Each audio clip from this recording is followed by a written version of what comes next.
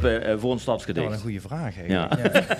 Ja. Nou ja, weet je, vanuit de gemeente werd er eigenlijk gezegd van, weet je, de vorm waarin je de stadsgedichten wil beleiden, dat is vrij. Alleen zijn er voor hun wel een aantal evenementen waarvoor ik word uitgenodigd, waarin dus belangrijk is dat het gedicht aansluit bij het evenement. En dan noem ik even dodenherdenking. Binnenkort is er een standbeeld voor RMS in Geleen. Daar moet zo'n gedicht op aansluiten. Mhm. Aan de andere kant krijg ik gewoon de vrijheid om te zeggen wat ik wil. Zeg maar. Ja. En het is de bedoeling dat er een aantal evenementen per jaar worden georganiseerd, mede door mij. Ik vind het juist heel erg tof dat ik de jongens zo enthousiast Ja, word. dat Dat is precies wat in mijn hoofd zit, dat ik jong talent een podium wil bieden. En vanuit de stadsdichterschap wil ik eigenlijk de lyrische kwaliteiten van de regio etaleren. Mhm. En wij moeten sowieso contact houden, want er zijn een aantal dingen die we deze zomer nog willen doen, waarvan ik misschien nog heel erg veel van kan zeggen. Volgende week ga ik een documentaire van de jeugd van tegenwoordig. Dus ik heb een gedicht gemaakt over hip-hop. Ja. Als je wil, kan ik die zo meteen doen. Ja, zeker. Doe maar. Dus dat zo in die vorm eigenlijk. Ik heb dit is al een soort van voorproefje misschien voor volgende week. 4 maart, hier in het Filmhuis Dicht. Mhm. Documentaire van jeugd van tegenwoordig. Wij doen een soort van voorwoord en een kleine gig. Dus kom langs, jee. Oké. Dit is een ode aan Gil Scott-Heron. Gil Scott-Heron wordt gezien als de vader van rap. De vader van hip-hop is Kool Herc. Mhm. De vader van rap is Gil Scott-Heron. Dat wordt gezegd. Ik zeg het dat ook. Maar iedereen mag zeggen wat hij wil. Niemand is niemand, maar kan van niets iets maken. Alles is alles. We doen het de Hathaway op die fiets vaker. Vroeg uit de veren. Niet verslapen vindt de kunst een kietje, het is iets met lagen. De heksenketel is compleet, de soep mist smaken. Ik kan er niks van maken, misschien chocolade. Links en rechts zijn beste vrienden net als schoenmaten, maar ze kunnen het niet maken. Zij die iets vinden van zij die het kwijt zijn, de revolutie verschijnt niet in je tijdlijn. Van de kaarten van het pad, ik geloof het ook. Blijf thuis waar het kan, code rood. Breek de consensus en toon de andere wang. Zij die bukken voor het plan, eten de vruchten van een slang. Ik ben vandaar waar de haat is, lees stukjes van een man. Revolutie verschijnt niet in je tijdlijn, dus onbeschermd. Je moet erbij zijn. Wauw. Mooi, super. Dus dat is een voorproefje. Ja, helemaal te gek. Ja, goed zo. Weer een vraag voor jou. Hoe vaak neem je een track opnieuw op? Hoe vaak ik hem opnieuw opneem? Nou, dat ligt ook al aan de artiesten. Als de artiesten niet tevreden over de vocals zijn of wij horen naderhand iets waarvan we denken, hey, dat moet toch anders, dan nemen we het opnieuw op. Maar ik zeg je heel eerlijk, vaak is de eerste opname toch de beste. En die houden we ook eigenlijk wel het meest. Ja. Ben je het daarmee eens, Sani? Ja, zeker. Er zijn soms alleen momenten dat ik denk van, als een nummer iets langer gekookt heeft en je hebt tijd om er naar terug te luisteren, dat ik dan op een gegeven moment denk van, dit is dan net niet duidelijk genoeg of dit heb ik net niet goed genoeg gearticuleerd. Mm-hmm. En dan weet ik dat en dan laat ik dat heel lang staan tot op het punt dat ik denk van, oké, nu wil ik hem, als ik hem wil gaan releasen, dan ga ik het zo opnemen en anders is het voor de demo goed. Maar het valt eigenlijk reuze mee hoe vaak dat gebeurt. Dus misschien een enkele keer of zo. Meestal is de eerste wel gewoon, of ja, je zorgt dat in de eerste sessie dat je het zo goed mogelijk erop hebt staan. Zodat als je de studio uitgaat, dat je weer terug kan luisteren van, dat is vet. Mm. Ja. Goed zo, hoe doe jij jouw muziek promoten, wat je hebt opgenomen? Mijn muziek promoten. Ik kom binnenkort pas met mijn eerste echte paar releases voor mijn EP. Mm-hmm. Dan gaan we pas echt ook een promotieplan maken. Dus kom je ook op Spotify bijvoorbeeld? Ja, zeker. Maar promotie zijn we nu nog mee bezig om eigenlijk alles op orde te krijgen voor als eerste single release. Zodat we wel een goede promotie van tevoren hebben inderdaad. Ja. Maar daar zijn we nog hard mee bezig. Oké. Roy, hoe reageerde jouw omgeving vroeger toen je ging rappen? Waar ben je mee bezig? Daar verdien je toch geen geld mee? Ja. Waarom doe je dit? Ja. En ik heb gewoon niet geluisterd. Mm-hmm. Ja. Nee, je hebt gewoon je ding gedaan, hè? Ja. Dasani, wat betekent succes van jou? Eigenlijk dat ik tevreden ben met waar ik sta. kan moeilijk zijn. Want wanneer ben je tevreden? Maar ik ga gewoon door tot ik dat punt heb bereikt van oké, nu ben ik tevreden. En dan is er een grote kans dat dat maar kort is. Omdat ik daarna weer denk van oké, ik ga weer door. Dus ik weet niet of ik ooit... Ja, weet ik niet wat succes precies inhoudt. Dat zie ik dan wel. Ja. Ja. Is toch gezond? Ik Gezonde instelling. Ja, tuurlijk. ben eigenlijk benieuwd naar wat jij het verschil vindt tussen een gedicht en een raptekst. Ja, Dat is ook een toffe vraag. dat is een goede vraag. Ja, en dan kan ik alleen maar een antwoord geven wat ik persoonlijk daarvan vind. Is dat een raptekst, een gedicht, spoken word, een goed verhaal, misschien helemaal niet zo verschilt. Mhm. Het gaat om wat wil ik vertellen, hoe ga ik het vertellen, hoe komt het op mensen over, begrijpen mensen wat ik... Is het de bedoeling dat mensen begrijpen wat ik zeg? Of wil ik het juist zo houden dat mensen het zelf mogen invullen? Want dat is ook een manier. Ja. Ik denk niet dat... Voor mij bestaat er niet zo heel erg veel verschil in, behalve de delivery en de vorm. Ja. Maar ik denk dat voor mij is bijvoorbeeld koken... als ik ben kok van beroep. Koken, schilderen, kunst maken... DJ zijn, teksten schrijven, rapper zijn... Dat is allemaal dezelfde energie. Mhm. Het zijn allemaal dezelfde like-minded geesten, zeg maar. Ja. Alleen die hebben een andere vorm om hun Creativiteit Ja, te grafisch uiten. schrijvers. Ze zijn allemaal dezelfde type mensen. En in die vorm zit er dus weinig verschil. En dan is het aan de luisteraar welke vorm vind ik het prettigst. Ja. Dat is het eigenlijk. Mooi voor gezegd. mij, zeg maar, Ja. Ja. Ben ik er wel mee eens, ja. Dat is mooi gezegd. Ja, dus ja, ik kan alleen maar zeggen wat ik er zelf van vind. Nee, dat was ook de bedoeling. En Gusso, zeg ik dat goed zo? Ja, Guus of Gusu. Guus. Gusu. Gusso. Met de Gusso. harde G. Gusso. Gusso. Wat voor beat vind jij het chillst om te maken? Wat ik het chills vind. De laatste tijd wel echt R&B of afro. Ik vind echt boom bap of gewoon trap ook wel heel leuk.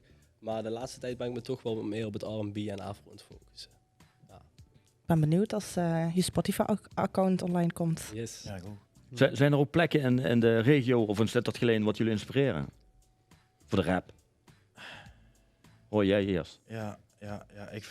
Ik vind sessies bij Coffee Mundo vind ik echt fantastisch trouwens. Ja. Maar dat is vooral omdat je daar meestal met de mensen zit. Dan ga ik daar koffie drinken en plannen maken. Dus Coffee Mundo is wel een van onze plekjes. Dat is hier om de hoek, toch? Hier om de hoek en Ja. eentje op de markt. Dus het is maar net waar het niet zo druk is, dan gaan we daar gewoon chillen. Maar wat gebeurt daar dan? Dan krijg je de inspiratie. Ja, dan, Oh. ik zit daar gewoon met, wat we dan ook zeggen, als je met de leuke mensen zit, dan gebeuren dingen vanzelf. Ja, ja. Yes. Dus voor mij persoonlijk is het Coffee Mundo. Het is thuis, of het is bij Blankie in de studio. Of bij René in de studio, daar gebeuren ook magische dingen. En zo. Ja, Zo, en bij jullie? Bij jou dat is aan? Ja, bij mij, je hebt zeg maar in Lindenheuvel heb je een buurthuis genaamd De Linde. Mhm. En daar hebben ze nu dus ook het studio zelf gebouwd. En daar hebben ze dus ook gewoon open sessies waar mensen uit de buurt gewoon kunnen komen. Niet altijd even serieus, maar er zit wel echt wel talent tussen. Dus ik vind ik echt een goede spot, zeg maar. Ja. Ja.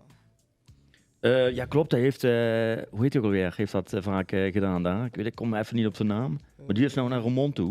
Die was van Palmas Welzijn. Die heeft dat daar ook... Site. Ja, Ja, zoiets. Ja, klopt. Ja. Maar die is... wel van Pallas wel zijn, inderdaad. Ja, maar dat gaat nog steeds door dan? Dat gaat nog steeds door. Oh ja, en dat daar is super. zijn ook echt hele vette plannen bij. Ik doe ook daar helpen met sommige dingen organiseren oké. en zo.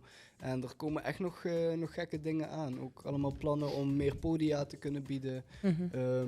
Om de goede mensen ertussenuit te pikken. En bijvoorbeeld een inspiratiesessie te doen waar dan een schrijverskampje op aan volgt. Is dat waar Umbro zit ingelegen? Ja. Oké. Ja. Ja, Umbro is er ook deel van, inderdaad. Ja, ik kom geregeld bij Umbro. Ja. Ja. Nee, hij vertelde dus dat hij in Lindenheuvel iets aan doen was. En in Stabroek. En daar zie je dus ook gewoon dat Dat zijn we broedplaatsen. Ja, dus Ja. mensen die een beetje hun streep, dat is een beetje raar gezegd, maar wat oudere generatie de strepen al hebben verdiend, dat die inderdaad teruggeven aan de jonge generatie. En dan workshops en plekken geven. Je hebt, hoorde ik net, een mixcursus gekregen van u. Ja, en dat Van is Umbro. heel van Umbro. Ja. En dat is gewoon heel tof. En Umbro is, ik zeg het gewoon keihard, hij is de beste. Mhm. En Straight up. ja, en En hij hoeft zijn talent niet te delen, maar hij doet dat toch. Mhm. En dat is wel de way, zeg maar. En ja, shout-out naar Umbro trouwens. Ja, 100. Want, Ik denk ook wel dat dat een beetje de levenswijze is die je binnen de hip-hop een beetje moet hebben. Is de each one teach one, zeg maar. Mhm. Ja, maar dat is niet vanzelfsprekend. Nee, dat is Dus zeker dat- waar. En Dat is we zeker mogen waar. eigenlijk heel blij zijn dat het wel in Sittard zo is. Mhm, ja. En in Heerlen ook trouwens. En in Maastricht Ja, ook. ja. Maastricht En ook. ja, dus, vanuit oudsher zit dat Heerlen, Geleen, Sittard, Heerlen, Maastricht zijn altijd wel heel erg verbonden geweest. Mhm. Ook omdat er maar weinig was, gingen we bij elkaar. En tot nu toe, weet je, ja, heads up, je kan het En waarschijnlijk. nou is Geleen ook bij, ja. En nu is er Geleen ook Ja. bij. Maar Toch, want jullie komen allebei uit Geleen, of Ik niet? kom met Heerlen. Oh, jij uit Heerlen? Ja, Jij wel weet uit je. Geleen, En ja. Jaden komt En uit. Janet, ja. Ja. ja, en daar had je het verzet in Heerlen. En die jongens zijn ook nog steeds bezig. En die opereren ook gewoon op hoog niveau. Maar die doen ook nog gewoon met de jeugd studios bouwen en de jeugd opleiden, zeg maar. Ja. En een van de jongens is Skeren Boos, die daar heel erg actief in is. Doekie, heel erg actief in is. Ja, dat is we hebben eigenlijk een hele mooie voedingsbodem. En juist in de rol van stadsdichter vind ik het ook belangrijk om dat dan extra te belichten en de zaklamp te zijn die de parels laat schijnen. Maar ik ben niet verantwoordelijk voor de parels, die zijn er al. Maar, Ja. Precies. dus weet Ja. je ziet het, de parels, die komen, die gaan, die zijn er. En that's the way. Is rijm voor jullie heilig of mag het ook breken, Roy? Wat zeg jij? Is rijm voor jullie heilig of mag het ook breken? Wacht. Dus Goeie- moet het Ja, allemaal ja. rijmen of Nee, kan het nee, ook nee, tussendoor? Ja, wacht. Als ik een rap schrijf, vind ik het belangrijk dat het rijmt, dubbel rijmt, vooruit, achteruit rijmt. Dat de hele zin rijmt. Weet je, dat vind ik tof als iemand heel technisch is. Hè? Dan probeer je dat zelf ook. In dichtkunst, dichtvorm, hoeft dat voor mij, heb ik dan minder urgentie om het te laten rijmen. Ja, dat is maar net. Dus hoe moet het? Nee. Mag het? Zeker. Ja. Ja, zoiets. Ben je het daarmee eens, Asani? Ja, Of- zeker. Ik doe zelf dan niet zoveel dichten of zo. Ik hou het echt voor mezelf strikt op rap. Gewoon omdat ik de beat leuk vind. Ik vind het gewoon leuk om de beat erachter te hebben. Maar zelfs binnen rap kan je nog wat variëren. Het is maar net hoe het zich uitpakt. Soms pakt het zich heel goed uit en dan kan je vervolgens weer op een andere manier doorpakken of dingen die je veel eerder in het liedje hebt gerijmd weer terugpakken of zo. Maar over het algemeen is het rijmen wel een van de belangrijkste dingen binnen het rap, Ja. vind ik zelf. Ja. Als jullie een nummer schrijven, hè, denk je dan ook al van hoe zal het klinken op het podium of ben je daar helemaal niet mee bezig? Soms wel. Ja. Ja? Soms dan heb je een liedje en dan denk je gewoon van oké, deze vibe hoor ik gewoon op het podium. Oh, dit is echt iets voor in de auto. En dan ga je dus echt vanuit daar verder stemmen van oké, dit hoor ik op het podium. Dus hoe ga ik of 2 versies maken, de studioversie en de live versie. Zodat je bij live shows altijd nog iets bijzonders hebt wat je biedt. Of je gaat gewoon gewoon gelijk de live versie, hoe je dat in je hoofd hoort, gelijk opnemen om die track weer een boost te geven. En soms werkt het een beter, soms werkt het ander beter. Dat is echt met de track anders, zeg maar. Hebben jullie ook liedjes over, of activistische liedjes over wereldproblemen of dat soort dingen? Toevallig. Ik probeer dat zo min mogelijk te doen. Ja? Ja, ik heb echt een hele sterke wereldvisie. Dan wil ik het liever zo erover hebben. Ik vind als je dat gaat mengen in muziek, dan wordt het misschien heel snel zo belerend. En ik hou niet van belerend. Ja, maar goed, dat is smaak. Ja. Maar dan, weet je, maar hip-hop is wel ook uit een politieke tegenbeweging groot geworden. En misschien niet begonnen, maar wel groter geworden. Public Enemy, Fight the Power. Dat is vorige week nog gedraaid. dat heeft het wel meer body gegeven. Maar de originele mindstate van hip-hop was love, peace and unity. Oké. En zeg maar het stukje politieke Black Panther, maar daarna ook een stukje gangsterrap, wat het eigenlijk in de huiskamer heeft gebracht. Dat is naar mijn idee een voortvloeisel van wat het al was. En dat was nooit het begin gedacht. Dat is niet hoe Kool Herc het bedacht heeft, denk ik. Mhm. Oké. Ja, denk je daar ook zo wel aan? Ja, zeker. Het is echt begonnen vanuit de peace, vanuit de liefde, want op straat was er niet veel liefde.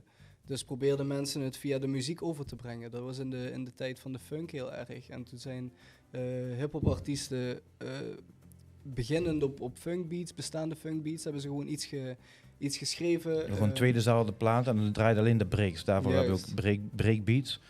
Dus we namen gewoon twee dezelfde plaat en dan pakten alleen de breaks. En dan had je dus een beat. En op die beat kon iemand chanten, dus beboppen. En chanten, dat werd dan uiteindelijk MC, dat werd uiteindelijk rap. Mhm. En dat is heel groot geworden. En mensen hebben die vorm gevonden om hun politieke onvrede of een straatbeeld te verwoorden. Ja, en daar kan je dan van alles over vinden. Mijn persoonlijke zit toch meer in de kunstzinnige hoek. Positivisme.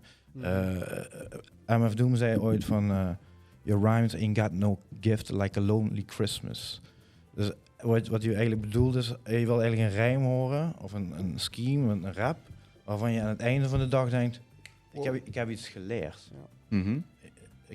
En dat is veel beter dan dat ik eigenlijk weet hoe stoer en hoe groot je pistool is en hoeveel bitches en hoeveel auto's je rijdt en weet ik veel of dat waar is. Ja. Maar als jij me iets vertelt over hoe kan ik mezelf accepteren en een betere persoon zijn, dan hoor ik liever dat. Mhm. En dan krijg je nog het idee dat natuurlijk in een soort van rapvorm wordt gezegd, waar ook een fuck you en een motherfucker en een woorden tussen zitten die je misschien afleiden van de message. Ja, ja. Ja, want eigenlijk zie je dat best wel veranderen met de tijd. Vroeger was het inderdaad peace, love en united. Daarna kwamen de bitches, money Gewoon het met toeshow. en alles erop en eraan. Daarna hier in Nederland is het een beetje met drank en drugs. En ja, dat hoor ik tenminste nu de laatste tijd veel in liedjes. Dus het verandert wel ieder generatie. Er is ook geen goed of fout, hè? Ja, Vind nee. ik. Dus er is ook, dat is gewoon smaak. Ja, En we hebben net Little Kleine geluisterd. Nou, ik vind het echt een belachelijk irritante guy. Omdat ik hem een paar keer ben tegengekomen. Ik vind het echt belachelijk. Ik vind het ook heel raar dat hij zo populair is. Aan de andere kant, er is markt voor. Dus er zijn mensen die dat graag willen luisteren. En wie ben ik om daar iets van te vinden? Dus ik gun iemand zijn succes. Maar dat betekent niet dat omdat je succes hebt, dat je dan goed bent. nee, of beter. Nee, Of absoluut beter dan niet. een Nee. ander. Weet je? De beste rapper uit Nederland komt toevallig uit Sittard. En die kent niemand. Wie is Wie dat? is dat? Tension.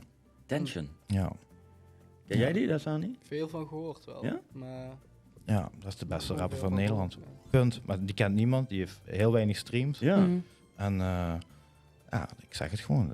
Dat is toch gewoon echt een hele goede rapper. Die ook in de rap scene erg gewaardeerd wordt. Maar niet door commercieel Dus belang. Mhm. Ja, ja. Underground, zeg Echt maar. underground.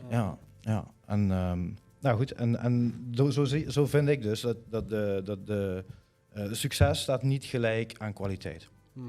Mm. Dat, Aan de andere kant ga ik niet haten op iemand die succes heeft.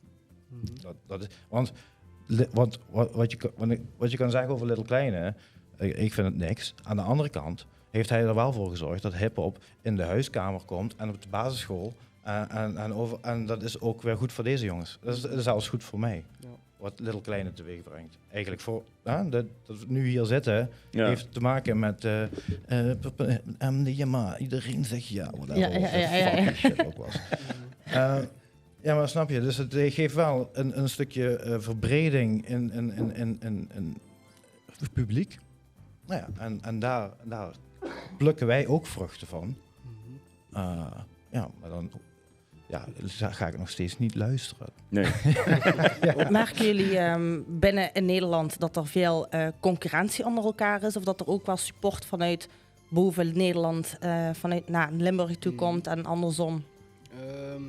Ja, de mensen die ik ken vanuit boven in Nederland, die zijn wel support, maar die zitten ook, zeg maar, zijn ook nog laag in niveau. Mhm. Verder ken ik vanuit boven in Limburg niet veel mensen die er heel groot zijn. Daar heb ik nog niet echt Ik contact mee gehad. kan me daar wel even op inhaken, want er is wel nu een beweging aan de gang, en dat is al een paar jaar aan de gang. En dat noemen ze rafting goods, dat is een groep mensen.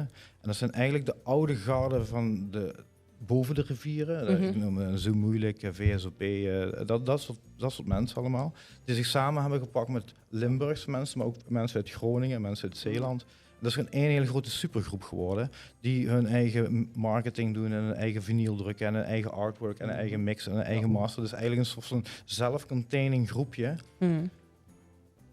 En dat is wel iets nieuws in Nederland. En dat is gewoon een hele toffe beweging voor underground rap, maar wel zelfvoorzienend. Ja. En die hebben niemand nodig. En dat is wel was er eerder niet. Ja. Ook naar Limburgse muziek toe van oké, dan helpen we jullie ook en wij komen ook bij jullie spelen. En de allereerste rafting show was in Limburg, Nice. in de Noord. Ik noem maar, Noem weet je, maar, zo, ja. Omdat hun ook zien van, wow, weet je, daar is het, dat zijn like-minded people. Flow motion. Big ups naar J Dunn.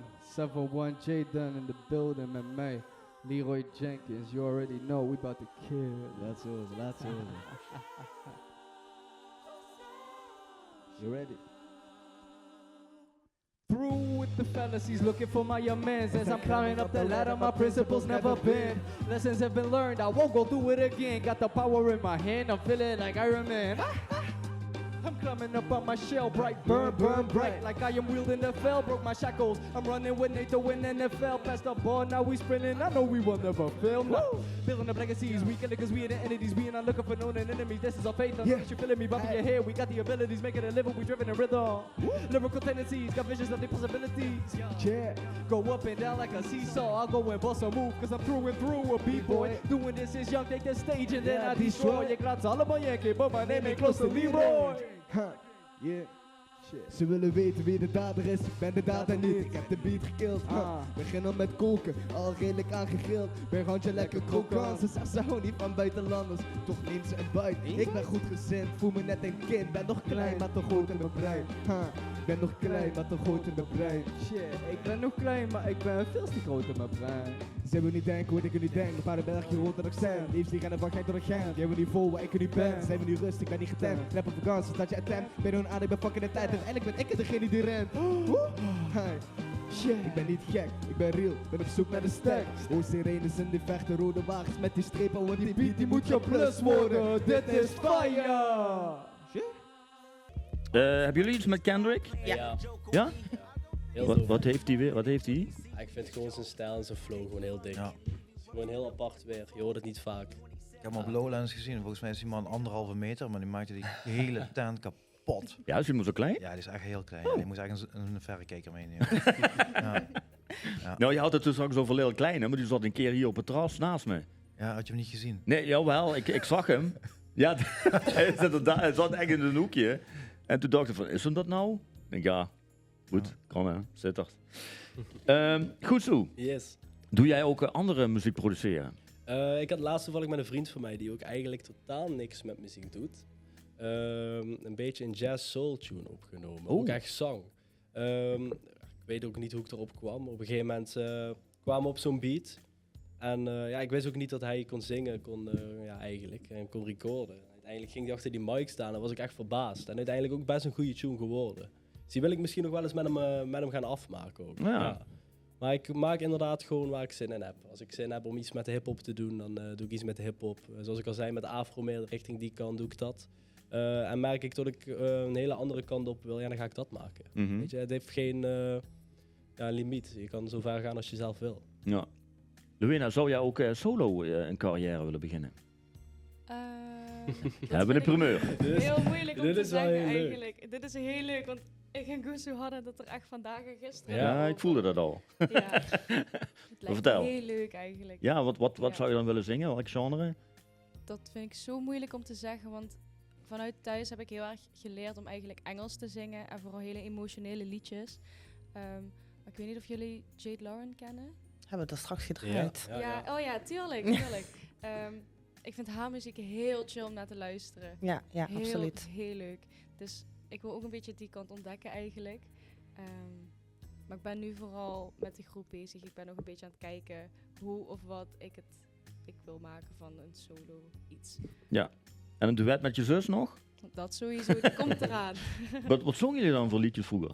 Wij zongen van alles. Alles wat op de radio kwam in 2010, 2015, in die tijd. Alles wat op de radio kwam. We zongen heel veel K3, heel veel kinderliedjes eigenlijk. En dat gingen we dan ook optreden voor onze opa en oma. Gingen we dansjes bedenken. Ja, leuk. Heb je daar nog Show foto's van of film van? Ja, Niet? wij Ja? maakten ook heel veel verjaardagsliedjes. En dat gingen we opnemen op de laptop van opa. En dan gingen we dan dat laten zien op een verjaardag. Ja, leuk. Goed zo, kom jij uit de muzikale familie? Nee, totaal niet. Nee. Hoe is dat dan bij jou Ja. aankomen waaien? Het ging een keertje gewoon mentaal en zo niet zo goed met mij. En ik had een artiest, Machine Gun Kelly. Als ik daarna luisterde, ja, zijn teksten en zijn muziek hield mij gewoon echt er doorheen. En toen dacht ik van ja, dat wil ik ook.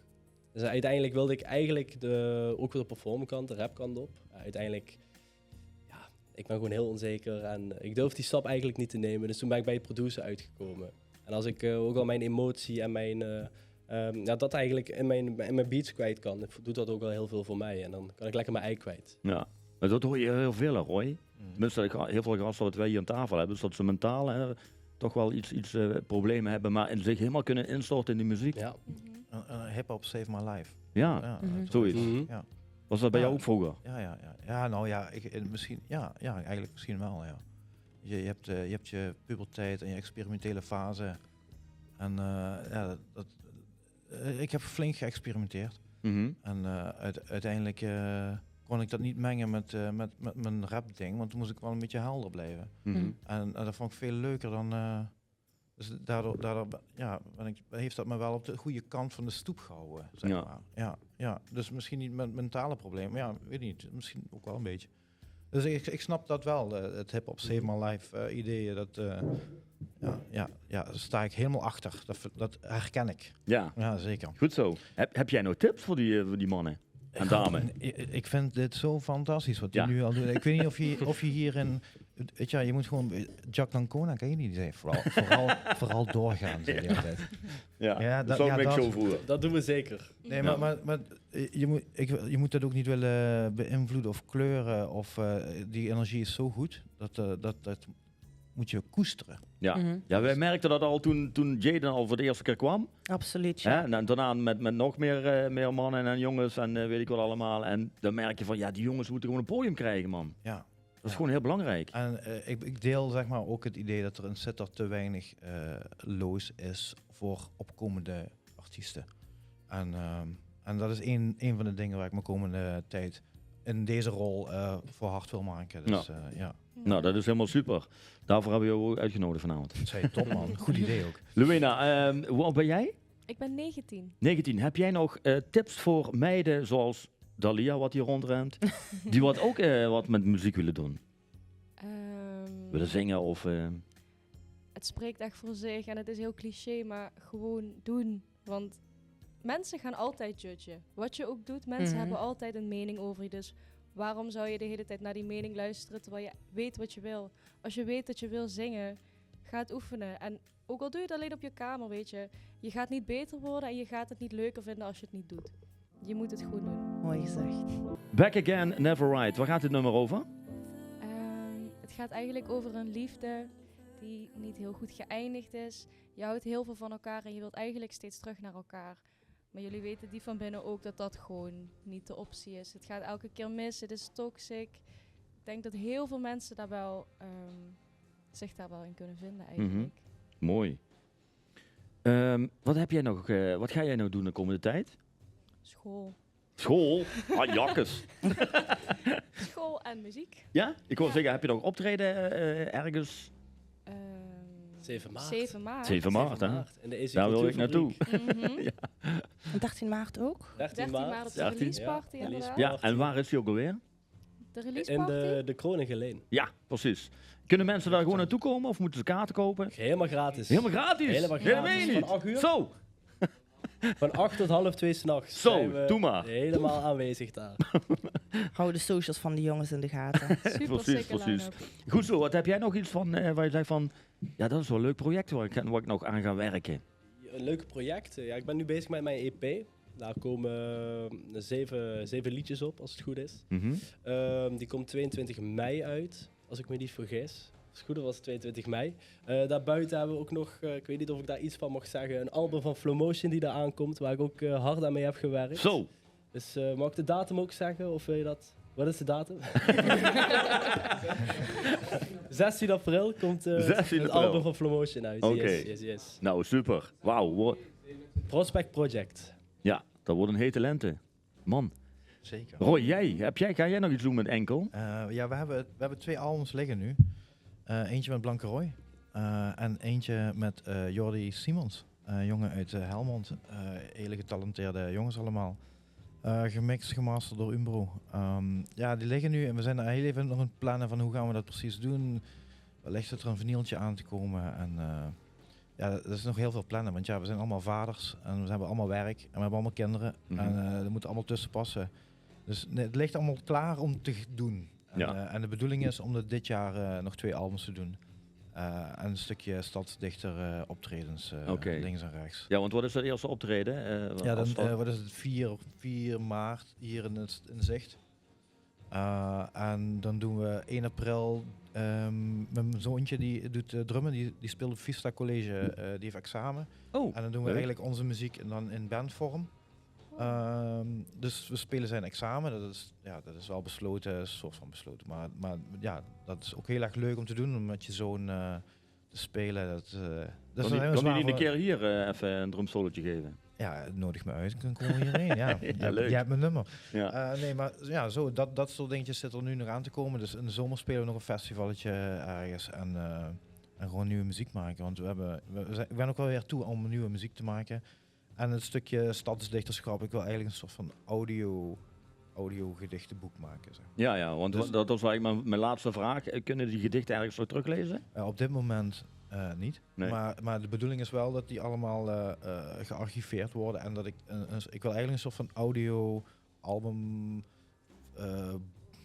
audioboek maken. Ja. Het tofste zou als het ook een braille was. Dat je het ook kan voelen. Mhm. Ja, dat zou helemaal te gek zijn. Ja, Ja. absoluut. Ja. Wat nou, wanneer gaan wij de eerste rap doen, samen? Ik denk dat we een paar lesjes gaan volgen bij Flomo en Jaden. Ja, ik kan hem wel, dan doe ik alleen maar dit Producer zo. hebben we hier ook Ja, al we hebben nog wel zitten. wat beats klaar. Ja, liggen. Ja, kijk, ik denk dat we een kletsklankrap moeten gaan maken. Ja, toch? Ja, Danique met als zangeres, als, hoe noem je dat? Leadzangeres? Nee? Of wel? Achtergrond. Achtergrondzangeres? Achtergrondlied. Ja, achtergrondlied. Ja, Lin. Gaan we doen. gaan we doen, hè? Ja. Nou, super aflevering. Fijn dat jullie allemaal hier waren. Dankjewel. Hartelijk Ja. bedankt Ja, en dat was heel veel mooi. succes. En ja, we gaan jullie in de gaten houden. Yo, I wish someone told me this when I was younger. God damn. I had to fight, man. I had to straight up fight when I was growing up, but that's alright, man. Cause that brought me where I am today. But I was always the motherfucking outcast. This one's for the outcasts. This one's for my people who are always getting found last. This one's for my brothers with the motherfucking loud past. Yeah. And this one's for my sisters waiting till that damn cloud pass. Yeah. Waiting. This is your year. This is our time. 2026. Get off your behind. We carry our demons trapped inside the mind. They cannot hold us back. Lock into the grind. Gotta find what you are worth. You're worth it every time. If someone say you ain't, them motherfuckers lying. It's time to roam free. You cannot be confined. Don't let them fool you. You gotta draw the line. You gotta let go of hopelessness now. You gotta take action to get up to the crown. Don't pity anybody, especially not yourself. It will swallow you whole. Got you crying out for help. Don't let them see your fear. Don't give them any ammo. Get a bit of training covered up in the camo. Work on your mind, your body and soul. You gotta press the switch. Get up and go. This was for the outcasts. This was for my people who are always getting found last. This was for my brothers with the motherfucking loud past. And this was for my sisters waiting till that damn cloud pass. Yeah, waiting. This was for the outcast.